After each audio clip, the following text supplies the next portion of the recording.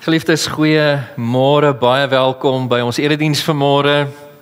Wees gegroet in die naam van Jesus Christus, ons verlosser en Here. Ons is hier saam vanoggend op hierdie besonderse Sondagoggend, hierdie spesiale Sondagoggend om lof te bied aan die Here wie lofwaardig is. Ek vertrou julle is net so opgewonde soos ek vanoggend, want die graf is leeg. Jesus het opgestaan. En deur sy opstanding het hy vir ons verlossing verseker. Hy leef, soos wat Openbaring 1 vers 17 en 18 vir ons sê, ek is die eerste en die laaste. Dit was ons Here Jesus se woorde na sy opstanding. Hy is die lewende, ek was dood, maar kyk, ek leef vir ewig en ewig. En hy hou die sleutels van die dood en Hades. En deur sy opstanding uit die dode is daar vir ons die hoop op lewe, die ewige lewe, wat ons sal geniet in die teenwoordigheid van God in die hiernamaals. Daarom sal die simboliek van die Christelike geloof altyd vir ons wees, tesame met die kruis, die leë graf. Nooit die paashaas, die paaseier nie. Dis heidense gebruik. Die kruis en die leë graf, dit bly sentraal vir ons en dit sal ons nooit vervang nie. Ek wil julle oproep tot aanbidding vanmôre met Jesus se woorde in Markus 10 vanaf vers 32. Ons kyk vanoggend verder na die kruisverhaal soos Markus dit vir ons opgeteken het in hierdie geïnspireerde evangelie rekord. Markus 10 vanaf vers 32 sê, terwyl Jesus en sy disippels op pad was om na Jerusalem op te gaan, het Jesus voor hulle uitgeloop. En die disippels was verbaas, en die wat hulle gevolg het was bang. Jesus het die 12 toe op sy geneem en begin om vir hulle te vertel van die dinge wat met hom gaan gebeur in Jerusalem. Hierdie is ten minste al die 3de maal wat hy vir die disippels hierdie sê. Sy woorde was, kyk, ons gaan nou op na Jerusalem. Die seun van die mens sal aan die leierpriesters en skrifkenners oorgelewer word, en hulle sal hom ter dood veroordeel en aan die heidene oorlewe. Hulle sal hom bespot, op hom spoeg, hom gesel en doodmaak. En soos ons Vrydag gesien het vanuit die woord, daardie dinge het presies so gebeur soos Jesus voorspel het. Maar, en prys die Here vir hierdie kontrasterende voegwoord, maar, na 3 dae sal hy opstaan. En is dit wat ons vier vandag. Hy het immers opgestaan. Die Here leef. Jesus sit aan die regterhand van die Vader. Hy is die heerser oor die heelal. Die Here oor sy kerk. Die hoof oor sy kerk. Die Here oor elke gelowige se lewe. En ons vier dit in ons aanbidding vanmôre. Kom ons nader die Here in gebed, gemeente. Hemelse Vader, ons bied lof aan U in die hoogste hemele. Die lof, die aanbidding van ons harte, kom U alleen toe. U is lofwaardig. U alleen is waardig van ons aanbidding. En ons prys U vanoggend met dankbare harte vir hierdie spesiale aangeleentheid wat ons vandag die voorreg het om te vier, tesame as U kerk, Here Jesus, dat U lewe gegee het vir ons, U ons volmaakte hemelse hoëpriester, U wat ook die offer was, ons volmaakte paaslam, dat U Uself geoffer het ter wille van ons verlossing, ons vergifnis van sonde, vryspraak van die oordeel, versoening met die Vader, en die wonderlike gawe wat ons verkry, die ewige lewe, die ewige erfenis wat ons sal geniet hierna. U het Uself oorgegee vir hierdie dinge. Here, dat ons hierdie wonderlike seëninge kon ontvang, en ons dank U dat U ook opgestaan het uit die dode, soos U dit ook voorspel het in Johannes 10 vers 17 en 18. Niemand neem U lewe van U af weg nie. Ons het Vrydagoggend daarna gekyk. U self het U eie asem uitgeblaas, U lewe afgelê. En U het ook die mag van die Vader ontvang om dit weer op te neem, en U het dit gedoen. Die graf is leeg. Daar waar hulle U liggaam geplaas het, was U nie meer nie. U het opgestaan, U lewe tot in alle ewigheid. En deur die opstanding is ons verseker van ons ewige hoop in U. Ons dank U daarvoor vanmôre. Die lof van ons harte gaan uit. Ek wil bid, Here, dat U vir ons elkeen, jonk en oud, Here, dat U vir ons 'n diepe begrip mag gee van die waarde, van die betekenis van die opstanding vanmôre. Here, dat ons opgewonde mag wees, steek ons aan die brand met opgewondenheid oor dit wat ons herdenk vandag.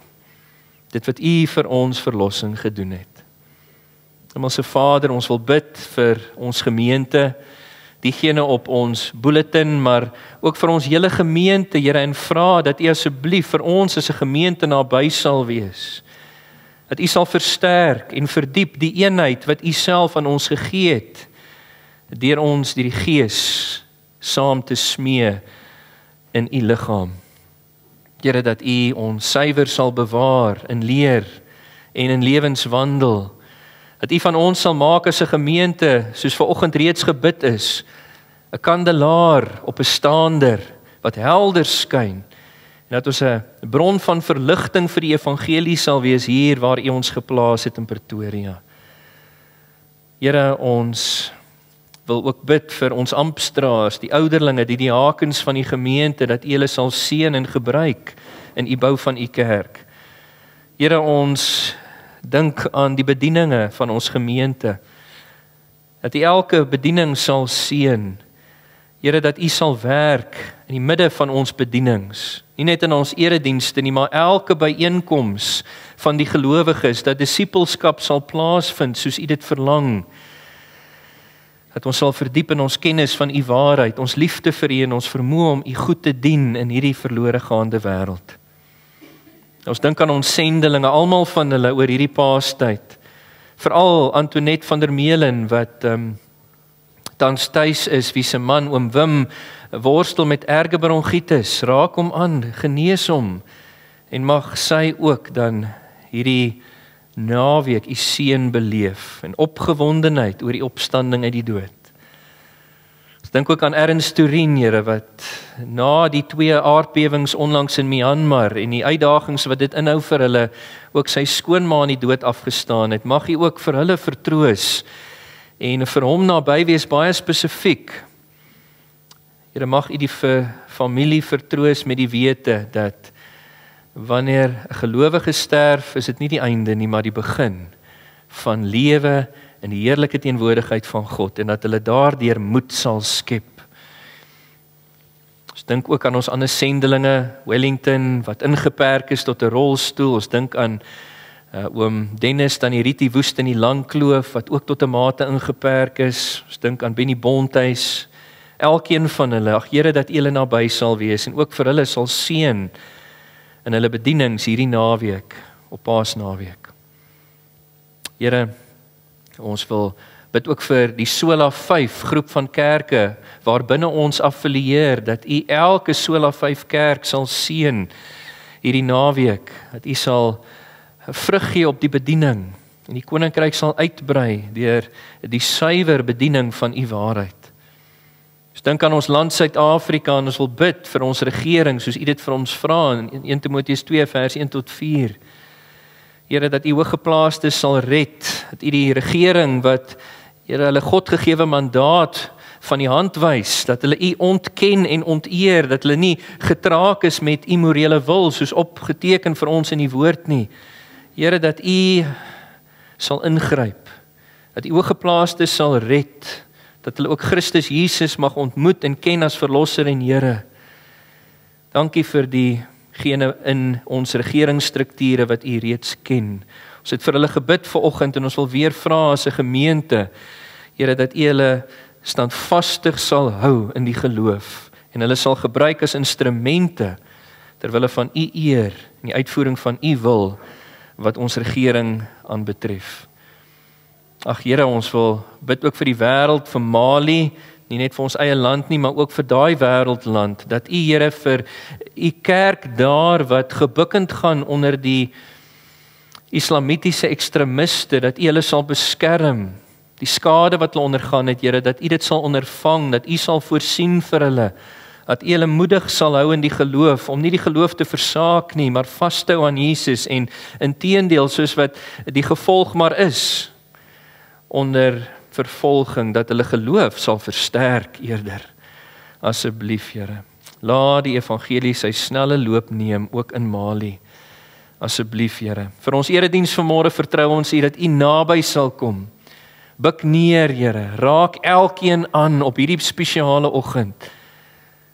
Here, mag ons 'n tasbare bewustheid hê van U nabyheid in ons midde, U teenwoordigheid en betrokkenheid om te werk deur U woord en gees in ons harte en bereik die doel. Here, U God bepaalde doel vir ons tyd van aanbidding vanmôre saam in elke lewe. Kom verheerlik U self, Here. Dat ons, Here, U mag sien vanmôre vir wie U is in U heerlikheid. Dit is ons begeerte in Jesus se naam. Amen. Gemeente, julle kan julle Bybels vir my oopmaak by Markus hoofstuk 15 vanaf vers 42 tot hoofstuk 16 vers 6 vanmôre. Markus 15 vers 42 en ek gaan die teks eksposerend hanteer tot en met hoofstuk 16 vers 6. Die tema van die gedeelte wat ek vanoggend aan julle voorhou, is die opstanding van ons Here Jesus Christus. Dit daardie besonderse gebeurtenis wat ons vandag herdenk. Soos ek Vrydag vir julle genoem het, gemeente, een van die redes waarom ons jaarliks Paasnaweek vier en waarom die kruisverhaal vir ons in al 4 die evangelies opgeteken is sodat ons sal onthou dat dit wat Jesus vir ons deurgemaak het vir ons verlossing, deur sy lewe, spesifiek sy plaasvervangende kruisdood, sy begrafnis, sy opstanding, dat hierdie gebeure nooit, maar nooit sal vervaag in ons geheue nie, maar eerder dat dit vars in ons geheue sal bly elke dag, sodat ons in die lig van dit wat Jesus vir ons verdien het, deur sy kruiswerk, deur sy opstanding, dat ons in die lig daarvan mag leef. Nou, ons het Vrydag gekyk na 2 aspekte van die kruisverhaal. Ons het gekyk na Jesus se kruisiging vanaf Markus 15 vers 21 tot 32 en ons het gekyk na Jesus se sterwe. Markus 15 vers 33 tot 39. En vanoggend kyk ons na nog 2 aspekte. Want geliefdes, die verhaal is nie klaar nie. Die storie gaan aan, dit stop nie by die dood van ons Here Jesus Christus nie, en prys God daarvoor. Soos Paulus sê in 1 Korintiërs 15 vers 14, as Christus nie opgewek is nie, is ons verkondiging van die evangelie sinloos, en ook julle geloof sinloos. Hy gaan aan om te sê, as Christus nie opgewek is nie, is julle geloof vergeefs, en is julle steeds in julle sondes, dan is ook diegene wat in Christus gesterf het deur die eeue verlore. Indien ons hoop vir hierdie lewe alleen op Jesus gevestig is ons die bejammerenswaardigste van alle mense. En dan skryf hy maar nou, Christus is opgewek uit die dode. Hy die eersteling van die ontslapenis. Die verhaal is nie klaar nie, dit gaan aan. Jesus het nie net gesterf nie, hy is nie net begrawe nie, hy het ook opgestaan. En daarom kyk ons vanoggend na nog 2 aspekte van hierdie kruisverhaal van Jesus. Sy begrafnis, Markus 15 vanaf vers 42 tot 47, en ook sy opstanding uit die dood liggaamlik, vanaf Markus 16 vers 1 tot 6. Sodat ons geliefdes nie sal vergeet die prys wat God betaal het vir ons verlossing, dit wat Jesus deurgemaak het ter wille van ons ewige lewe nie, eerder dat ons altyd sal onthou, soos ek gesê het, en as 'n bewys van dankbaarheid en aanbidding aan die Here sal lewe in die lig van sy opstanding. Net soos Vrydag is dit vandag weer eens my bedoeling om die res van die storie aan julle voor te hou ter wille van ons herinnering. So met dit gesê as inleiding, geliefdes, kom ek bid vir ons En daarna sal ek in die teks indelf saam met julle. Hemelse Vader, ons eer U vir nog 'n geleentheid aan die begin van 'n nuwe week om na U woord toe te kom. Om die knie te kom buig, Here, voor U.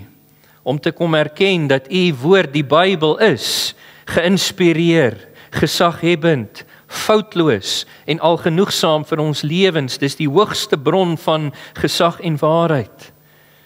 En Here, dit wat U sê in die woord, wil ons glo. Dit wat U van ons verwag, Here, wil ons gehoorsaam.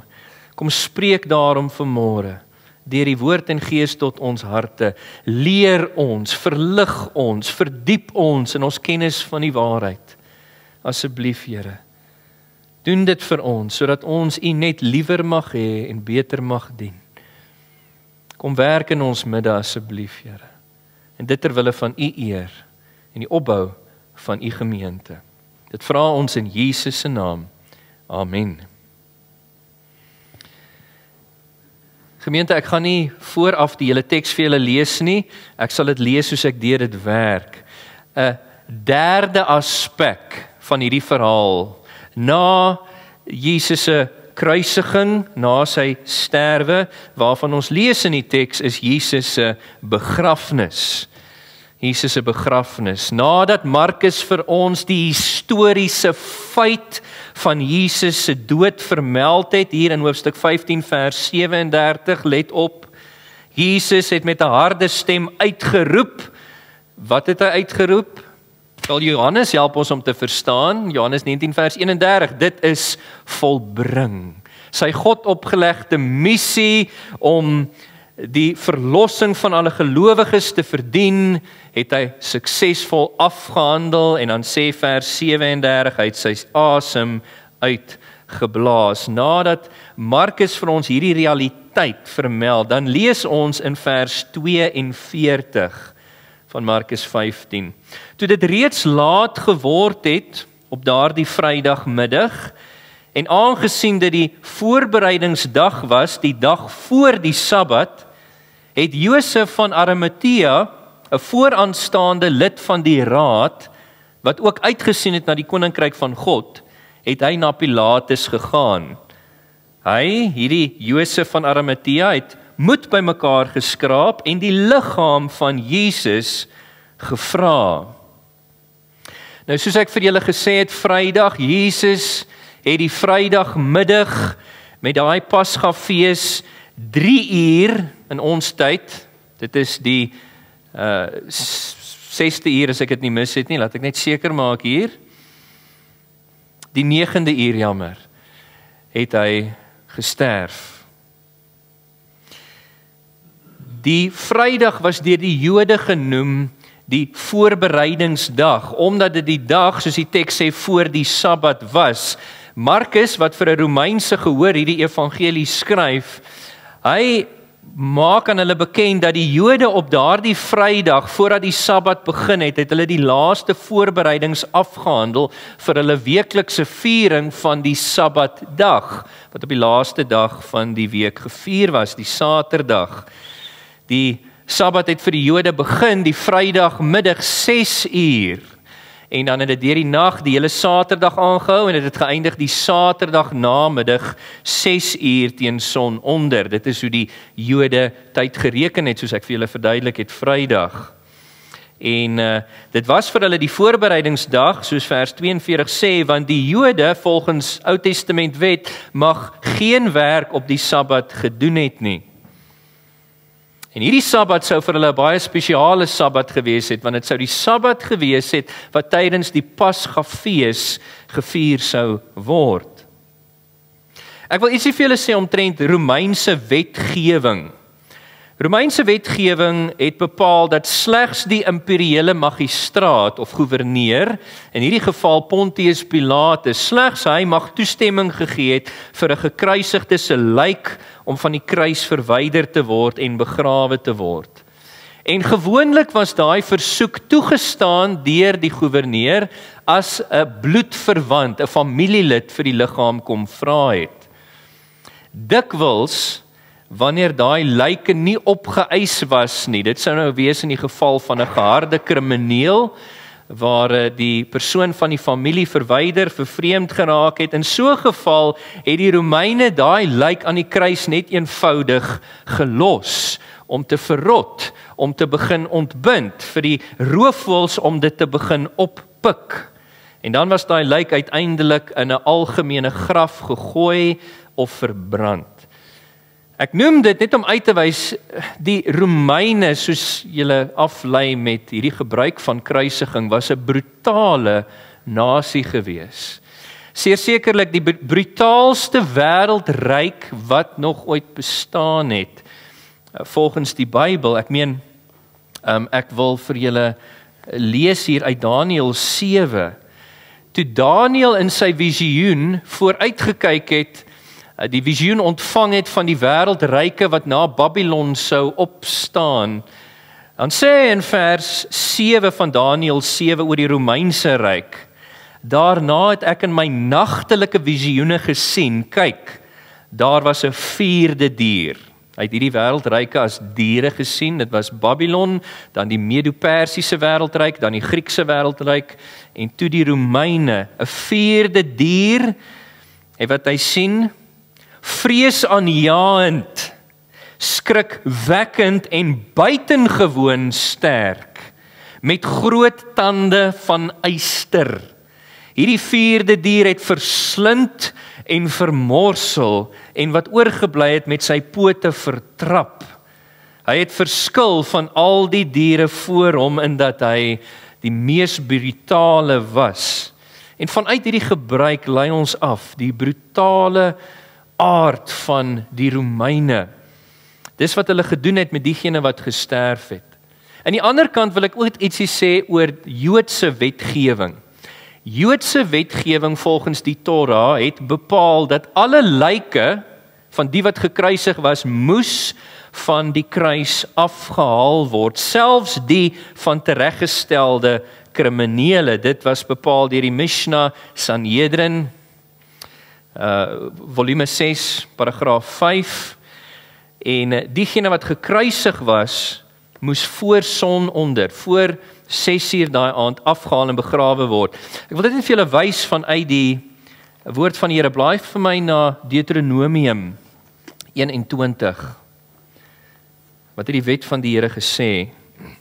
En hieruit lei ons af die groter mate van menslikheid wanneer dit kom by die Ou Testament wet van ons Here.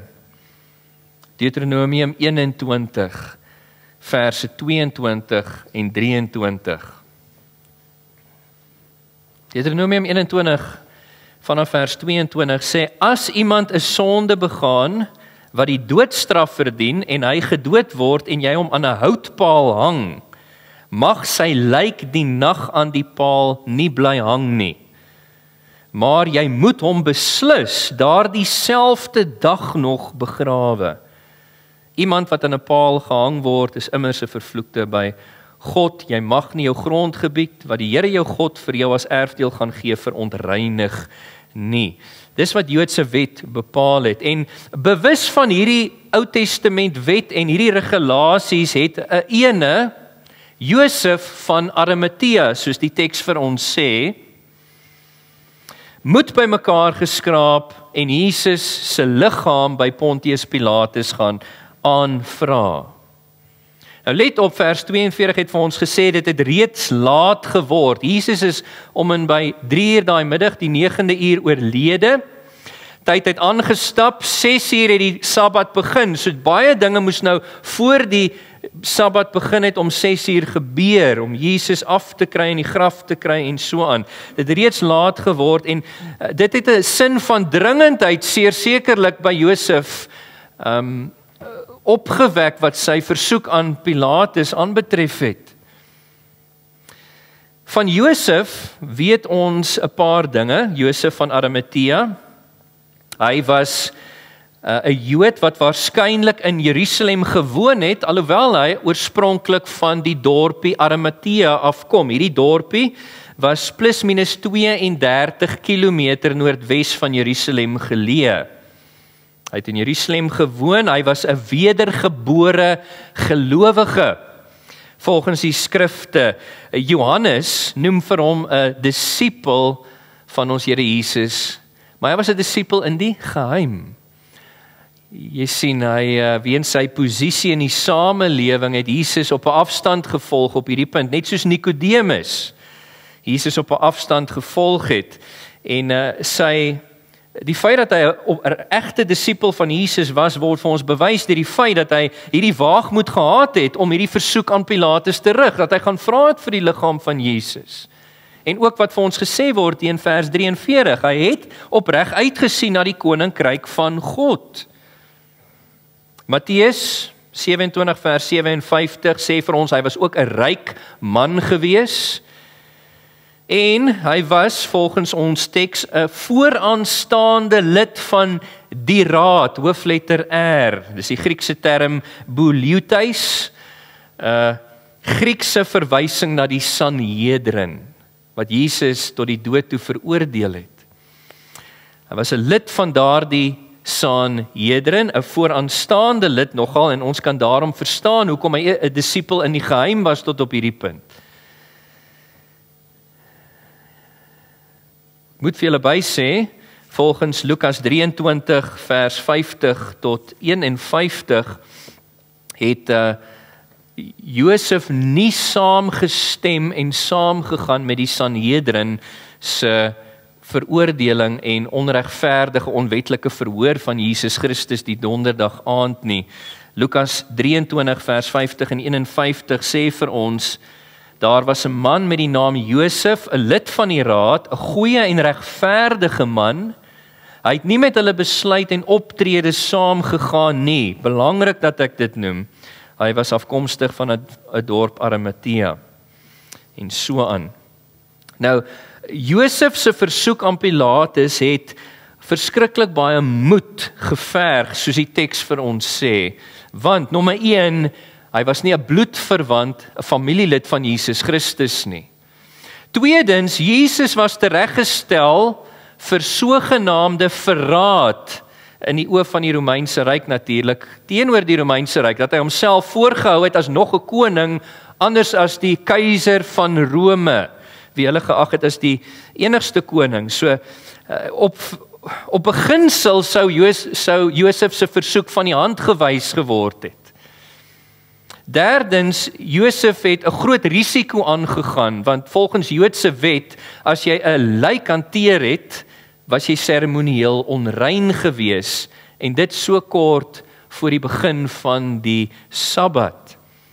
En vierdens wil ek ook uitlig, wat sekerlik 'n meer belangrike oorweging is, hierdie versoek vanaf Josef aan Pilatus was gelykstaande aan 'n publieke verklaring van sy lojaliteit teenoor Jesus, wat natuurlik die Sanhedrin en sy volksgenote se vyandskap sou meebring. Besef julle hoeveel moed dit van hom moes geverg het. Daarom sê die teks hier vir ons, hy het sy moed bymekaar geskraap en die liggaam van Jesus gaan vra. Van hierdie punt af vorentoe sou Josef van Arimatea nie meer 'n disipel in die geheim kon wees nie. Dan sê vers 44 en 45 vir ons, Pilatus was baie verbaas dat Jesus al dood was, en het die centurio laat roep en hom gevra of hy reeds 'n geruime tyd dood was. Toe hy dit by die centurion verneem, het hy die lijk vir Josef gegee. Nou Pilatus was die oorspronklike teks dui aan, hy was uitermate verbaas gewees dat Jesus so gou dood is.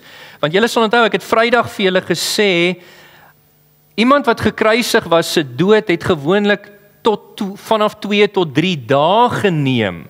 Hy is gewoonlik dood aan uitputting, dehydrasie en uiteindelik 'n gebrek aan suurstof waardeur hy versmoor het. Maar Jesus het nie op die normale manier gesterf wat 'n gekruisigde gewoonlik gesterf het nie. Soos wat hy in Johannes 10 vers 17 en 18 voorspel het hy mag van die Vader ontvang om sy eie lewe neer te lê en sy eie lewe weer op te neem. Hy het vrywilliglik sy lewe neergelê aan die kruis. Niemand het dit van hom af weggeneem nie. En is daarom, toe sy missie aan die kruis volbring was, en hy daai woorde uitgeroep het, dit is volbring, het hy sy eie asem uitgeblaas. En Pilatus was verbaas, dat dit so gou was dat hy dood is. Pilatus wou hierdie inligting wat hy van Josef ontvang het, gaan bevestig met 'n betroubare bron, en hy laat roep toe die centurio, die bevelvoerder oor die soldate wat Jesus moes gaan kruisig, nader. En nadat hy Jesus se dood bevestig het, sê die teks, het hy die liggaam van Jesus vir Josef gegee. Dit op sigself, geliefdes, is groot guns wat Pilatus aan Josef bewys het. Streng gesproke moes hy nie daai liggaam vir hom gegee het nie. En dit sê dalk vir ons so iets van Pilatus, nie waar nie? Van sy eie oortuiging dat Jesus onskuldig was. Ek meen, kyk saam met my gou terug na hoofstuk 15 vers 10. Dit sê vir ons, Pilatus het immers geweet dat die leierpriesters hom uit afguns oorgelewer het. Pilatus self was nie oortuig van Jesus se skuld nie. Kyk na vers 14 van hoofstuk 15. Hy het vir die Jode gevra, watter kwaad het hierdie man dan gedoen? En hy het sy eie hande in onskuld gewas. Hy was nie oortuig nie, en is daarom dalk dat hy goedgunstig hierdie liggaam van Jesus vir Josef gegee het. Iets anders wat baie belangrik is, wat ek vir julle wil uitwys in Markus se weergawe van Jesus se begrafnis is, dit is net Markus wat aanteken dat Pilatus die bevelvoerder van die soldate laat kom het om Jesus se dood te bevestig. Hoekom? Hoekom teken hy dit aan? Onthou ek het vir julle gesê, Markus skryf vir 'n Romeinse gehoor, net soos Matteus vir 'n Joodse gehoor skryf, net soos Johannes vir die groter Griekse wêreld skryf Markus vir die burgers van Rome, en dit was waarskynlik om vir sy Romeinse lesers te benadruk dat Jesus werklik dood was. Sy dood was eg, en dit was deur 'n Romeinse centurion bevestig voor die goewerneur. En dan lees ons in verse 46 en 47, Josef het toe die liggaam gaan haal, 'n linnedoek gekoop, en hom, nadat hy hom van die kruis afgehaal het, in die linnedoek toegedraai, en neergelê in 'n graf, wat in 'n rots uitgekap was, en 'n klip teen die ingang van die graf gerol. Maria Magdalena en Maria, die moeder van Joses, het gesien waar hy neergelê is. Nou Josef het waarskynlik hulp gehad om Jesus van die kruis af te haal en te gaan begrawe voor die Sabbat wat 6:00 daai Vrydag namiddag begin het. Ek meen, hy sou nie man alleen Jesus daar kon afhaal en alles kon doen tussen 3:00 en 6:00 wat gedoen moes word om Jesus te begrawe nie. Die ander evangelies sê vir ons dat een van die wat hom gehelp het was Nikodemus. Nikodemus wat ook 'n lid van die Sanhedrin was. Nikodemus wat ook 'n disipel van Jesus in die geheim was. Ons weet dat Nikodemus na sy nagtelike gesprek met Jesus in Johannes 3 tot geloof gekom het. Opregte geloof. En dit word bewys dat hy hier vir Josef hand kom bysit het. Ook sy loyaliteit in die publiek kom verklaar het om vir Josef te help om Jesus te begrawe. Josef se moed, let op, Josef van Arimatea se moed het ook vir Nikodemus moed gegee om op te staan vir Jesus Christus. Kosbaar. Volgens gebruik sou Jesus se liggaam dan van die kruis afgehaal word, dit sou gewas geword het. So lei af, dit was Joodse gebruik vanuit Handelinge 9 vers 37. Jesus se liggaam, nadat dit gewas is, sou dan toegedraai word in linnedoeke of 'n linnedoek met geurende speserye. Dit was mirre en dit was adelhout wat hulle bymekaar gemaak het, en dan soos wat die linnedoek toegedraai was om die liggaam, was dit in die laag van die linnedoek ingesit. Ons lees dat Nikodemus daai speserye voorsien het in Johannes 19 vers 39. Nadat die liggaam gewas toegedraai was, was dit dan neergelê in 'n leë graf, soos die teks vir ons sê. Daai graf het aan Josef van Arimatea behoort. vertel Johannes 19 vers 41 vir ons. En dan as die liggaam in die graf geplaas was, was dit verseël, toegerol met 'n baie groot ronde klip. En daai klip was verstewig voor die ingang. Om daai klip weg te gerol het die krag van 'n hele klompie mans geverg om daai graf oop te maak weer. En dan vertel die teks vir ons dat 2 vroue, besonderse vroue, hierdie 2 vroue was reeds genoem vroeër in die verhaal. Kyk saam met my na hoofstuk 15 vers 41 en 40. Dit sê vir ons dat by Jesus se kruis alreeds, terwyl hy besig was om te sterf, was daar vroue wat op 'n afstand gekyk het. Onder wie Maria Magdalena, Maria die moeder van Jakobus en Joses en Salome was. 2 van hierdie vroue, uiters lojaal teenoor Jesus, soos bewys deur die feit dat hulle was daar by sy kruis en hulle het gevolg toe sy liggaam afgehaal was. Hulle het hom gevolg met die voorbereidings vir begrafnis tot by die graf waar hy neergelê is hierdie 2 vrouens, Maria Magdalena uit wie die Here die duiwels gedryf het en Maria die moeder van Joses gevolg en hulle het gesien waar hy neergelê het. Die ander vroue wat Jesus gevolg het tot by die kruis wat verse 40 en 41 vermeld het, waarskynlik op hierdie punt al huis toe gegaan en die laaste voorbereidings vir hulle gesinne gaan tref voor die Sabbat. Dit dan 'n eerste aspek, of 'n derde aspek liewer, eerste een van vanoggend uit ons teks uit. 'n Derde aspek oor die kruisverhaal, Jesus se begrafnis. 'n Vierde aspek wat ek saam met julle na wil kyk vanuit die teks vanoggend. 'n Vierde aspek van die kruisverhaal is Jesus se opstanding. Jesus se opstanding. Volg weer saam met my in die woord van die Here. Ons lees volgende in vers 1 van hoofstuk 16. Toe die Sabbat verby was. Ons spring nou so 'n bietjie in tyd vanaf 6:00 die Vrydagmiddag na die Sondagoggend. Nadat die Sabbat verby was, het Maria Magdalena, Maria die moeder van Jakobus en Salome, jammer ons spring na die Saterdagmiddag 6:00 toe, jammer, Saterdagmiddag 6:00, het Maria en Salome geurende speserye gekoop sodat hulle hom kon gaan salf. So teen 6:00 die Saterdagmiddag was die Sabbat verby en hierdie selfde 3 vroue wat ook by Jesus se kruis was volgens Markus 15 vers 40 het hulle speserye gaan koop. Die Jode mag nie gekoop en verkoop het op die Sabbat nie, so hulle het gewag vir 6:00 die Saterdag aand en hulle het gaan koop om Jesus se liggaam die volgende oggend, dit is die Sondagoggend, die eerste dag van die week soos die teks sê, hierso in vers 2 te gaan salf.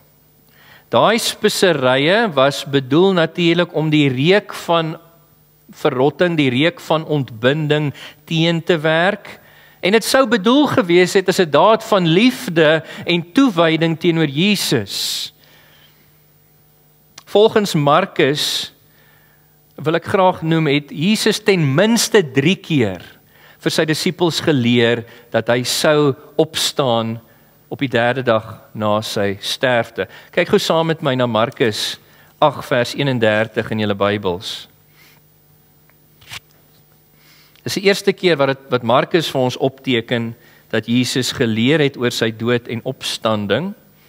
Markus 8 vers 31 sê vir ons, Jesus het begin om sy disippels te leer dat die Seun van die mens baie moet ly, deur die familiehoofde, leierpriesters en skrifkenners verwerp en doodgemaak moet word en na 3 dae moet opstaan. Hy het openlik hieroor gepraat. Blaai om na hoofstuk 9 vers 31.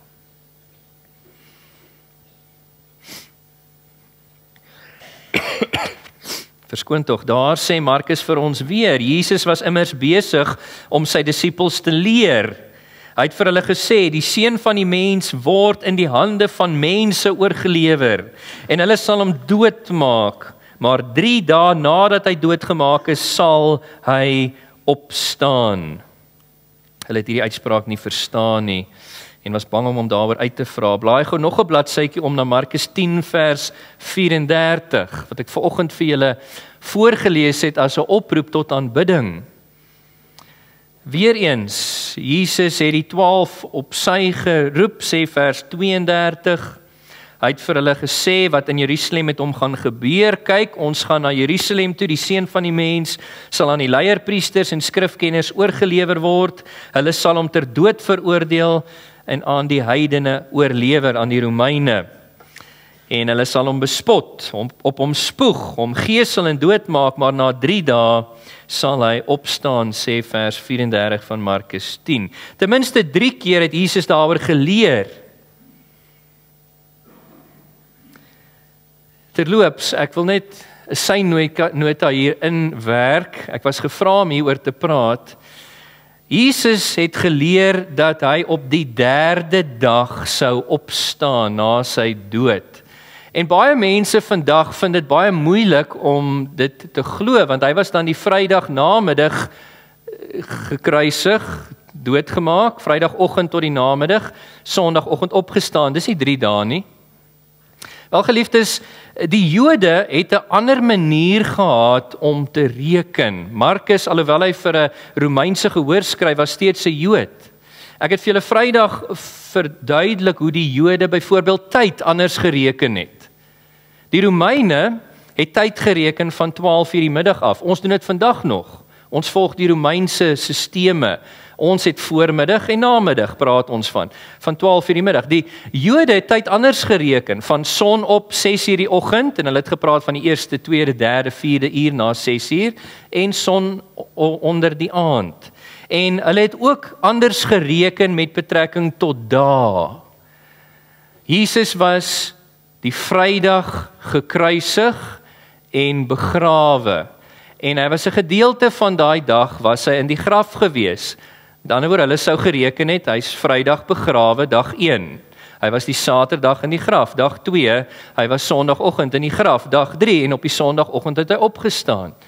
En op daai manier van rekening maak dit vir ons heeltemal sin, dat die Jode nog altyd geglo het, en dat die profeseë vir ons sê, Jesus het op die 3de dag, nadat hy gekruisig en begrawe is, opgestaan, net terloops. Wat ek besig was om te sê, hierdie vroue, Jesus het 3 maal geleer, ten minste, dat hy sou opstaan, maar hierdie vroue gaan uit om sy liggaam te gaan salf, en alhoewel hulle baie opreg was, blyk dit vir ons, hulle het nie heeltemal geglo, dat Jesus werklik sou opstaan nie, want hulle wou sy liggaam gaan salf, vir sy permanente dood, en ek moet sê, ter versagtende omstandighede, ons kan hulle nie blameer nie. As ons in hulle skoene was, hoe sou ons geredeneer het? Nie waar nie.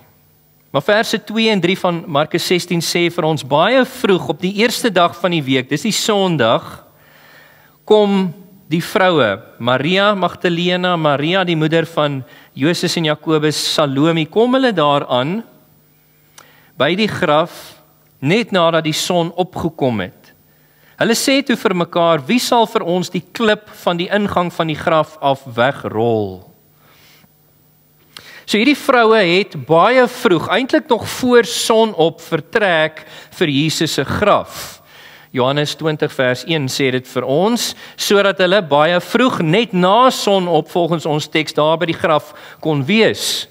Nou, Maria Magdalena, Maria die moeder van Joses en Jakobus, het geweet dat daar 'n groot steen voor Jesus se graf ingerol was. Ek meen immers, hoofstuk 15 vers 47 sê vir ons, hulle was by die graf toe dit verseël was. Hulle het geweet dat daar is 'n groot steen, en hulle was besorgd oor daardie praktiese probleem. Hoe gaan ons, 'n paar vroue, hierdie swaar steen wegrol om by Jesus se liggaam uit te kom, sodat ons hom kon salf, soos wat Leen vers 3 sê, wie sal vir ons die klip van die ingang van die graf af wegrol? Matteus se evangelie vertel vir ons dat die Romeine verder gegaan het op die Saterdag, wat die Jode nie van geweet het nie, terwyl hulle die Sabbat gehou het, het die Jode op bevel van Pontius Pilatus die klip voor die graf verder gaan verstewig en verseël, en hulle het ook 'n wag daar geplaas sodat niemand Jesus se liggaam kom steel nie. Dit leer Matteus 27 vers 62 tot 66 vir ons. En volgens Markus se weergawe die vroue blykbaar nie eers daarvan geweet nie. En tog sou dit ook nie vir hulle 'n probleem gewees het nie. Kyk wat sê verse 4 en 5 van hoofstuk 16. Toe hulle opkyk, sien hulle dat die klip reeds weggerol was. Dit was 'n baie groot klip. Toe hulle die graf binnegaan, het hulle 'n jong man met 'n lang wit stola om aan die regterkant van aan die regterkant van die graf sien sit. En hulle was ontsteld. Nou ja, die vroue het aangekom na die graf toe en vanaf 'n afstand met oogopslag, soos die teks sê, het hulle gesien dat die klip was reeds weggerol. Hulle het dit nie verwag nie. En natuurlik, dit was 'n baie groot klip, soos die teks vir ons sê. Hulle het toe versigtig nader gegaan, versigtig by die graf ingegaan, en in plaas van Jesus se toegedraaide liggaam in die grafkamer, sien hulle 'n jong man met 'n lang wit kleed in die graf. Nou, ek wil vir julle noem Markus se beskrywing van die omstandighede hier, Markus se beskrywing van hierdie jong man, en Markus se weergee van die woorde van hierdie jong man aan die vroue hier in vers 6 en 7, blyk dit vir ons, kommunikeer dit aan ons dat hy waarskynlik hierdie jong man beskou het as 'n hemelse boodskapper, 'n engel. Dit is immers wat die apostel Johannes in Johannes 20 vers 12 hom noem, 'n engel wat aan hierdie vroue verskyn het in die vorm van 'n jong man. En ons weet dat die engele dikwels dit gedoen het in Ou Testament tye en Nuwe Testament tye veral. Byvoorbeeld in Genesis 18 lees ons dat die Here het vir Abraham by sy tent kom besoek en dit gedoen saam met 2 engele, en dit was in die vorm van 3 reisigers wat by hulle aangekom het. Dit het dikwels gebeur, en in hierdie geval het 'n engel verskyn in die vorm van 'n jong man. Markus sê vir ons, hy het 'n lang wit kleed aangetree, 'n helder wit kleed. Dit beamoen vir ons die hemelse oorsprong en heerlikheid van hierdie jong man. Dit laat ons amper dink, blaai gou saam met my terug na Markus 9 vers 3. Dit laat ons dink aan Jesus se verheerliking op die berg. Dit sê toe Jesus saam met Petrus, Johannes, Jakobus op die berg van verheerliking was, het sy klere skielik voor hulle blink geword, spierwit, so wit soos niemand op aarde iets kan blyk nie. En dis waarskynlik wat die vroue hier gesien het en wat Markus vir ons benadruk, die lang, helder wit kleed wat hy aangetree het. Nog iets wat ek vir julle wil noem, julle sou seker al in julle lees van die evangelieverhale opgetel het dat Lukas en Johannes sê vir ons daar was 2 engele. Matteus en Markus praat net van 1 engel. Hoekom? Wel, dit was waarskynlik omdat Matteus en Markus slegs na die spreker van die 2 verwys het. Die een wat die boodskap oorgedra het, terwille van die rede waarom hulle die evangelie opteken. In elk geval, let op die vroue se reaksie op wat hulle aanskou het in daai graf. Die einde van vers 5 sê vir ons, hulle was baie ontsteld. Dit is die woord ekthambio in Grieks. 'n beter vertaling is dalk dat hulle was verskrik, hulle was verstom, hulle was verras. Dieselfde woord word hier gebruik wat in hoofstuk 9 vers 15 gebruik word. Dit sê die hele skare was dadelik verras toe hulle Jesus sien, hulle het nader gehardloop en hom gegroet. Hierdie vroue was verras en ons leer ook iets van hulle gemoed in hoofstuk 16 vers 8. Kyk gou na vers 8 in ons teks. Dit sê hierdie 2 vroue het uitgegaan van die graf af weggehardloop, want bewering, verbuistering het hulle beetgepak. Hulle het eers vir niemand gesê nie, want hulle was bang. So hulle was verskrik, verstom, verras. En ons kan onsself net indink, né? Hulle het verwag om 'n toegraf te kry. Die steen was weggerol. Hulle het ingegaan en hulle het nie die toegedraaide liggaam van Jesus gekry soos hulle verwag het nie, eerder 'n engel wat aan hulle verskyn. Dan lees ons in verse 6 en 7, maar hy, die engel, sê toe vir hulle, moenie ontsteld wees nie, julle soek Jesus van Nasaret wat gekruisig is. Hy is opgewek, hy is nie hier nie. Kyk, hier is die plek waar hulle hom neergelê het. Maar gaan en sê vir sy disippels en ook vir Petrus, hy gaan voor julle uit na Galilea, daar sal julle hom ook sien, die disippels soos hy vir julle gesê het. Let op hoe sensitief is hierdie engel vir die vroue se gemoedstoestand, toe hy het seker die uitdrukking op hulle gesigte, hulle lyfstaal gesien, soos wat hulle in die grafkamer ingekom het, en dadelik vertroos hy hulle, hy sê vir hulle, moenie ontsteld wees nie, julle soek Jesus van Nasaret. Hy deel dan hierdie goeie nuus, die hoopvolle nuus, dit wat ons vanoggend herdenk, deel hy dan met hierdie vroue mee. Julle soek Jesus van Nasaret wat gekruisig is. Hy is opgewek, hy's nie hier nie. Let op die passiewe vorm van die werkwoord hier. Dit reflekteer korrek in ons Afrikaanse vertalings. Jesus is opgewek. Met ander woorde, die opstanding van Jesus is die werk van God, van al drie persone van die goddelike drie-eenheid, het saamgewerk in die opstanding van Jesus, soos die skrifte dit vir ons beaam. Ek meen, die apostel Petrus sê in Handelinge 3 vers 15 vir die Jode, julle het die leidsman tot die lewe doodgemaak, maar God het hom, die Vader het hom uit die dode opgewek. Die apostel Paulus skryf in Romeine 8 vers 11 aan die Romeinse gelowiges, hy sê, as die gees van hom, die gees van die Vader, wat Christus uit die dode opgewek het, in julle woon, sal hy ook julle sterflike liggame lewend maak. So dit is die Vader en die Gees, maar ook Jesus Christus. Ek het reeds Johannes 10 vers 17 en 18 aangehaal, waar Jesus gesê het, ek het mag ontvang van my Vader om my lewe neer te lê, en ek neem dit uit my eie uitsel weer op. So al drie persone was betrokke by die opstanding. Jesus is opgewek, en die bewys daarvan, gemeente, is die graf wat leeg was, soos die engel hier beaam vir die vrouens. Hy is nie hier nie. Kyk met julle oë, die plek waar hy gelê het is leeg.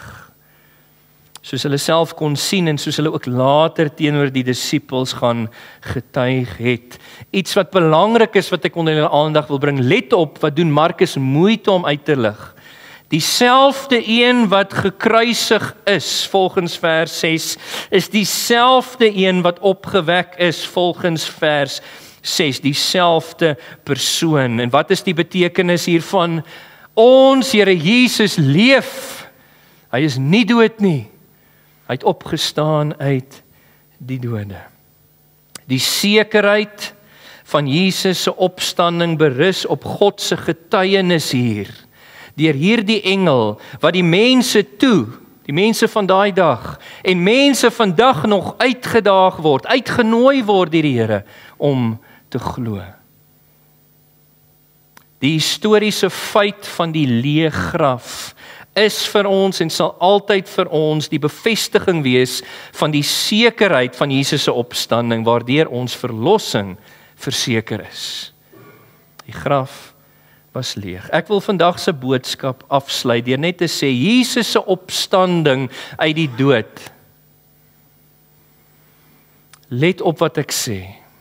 Jesus se opstanding uit die dood is die bewys. Dis as dit ware die Vader se stempel van goedkeuring op die sukses van Jesus se verlossingswerk.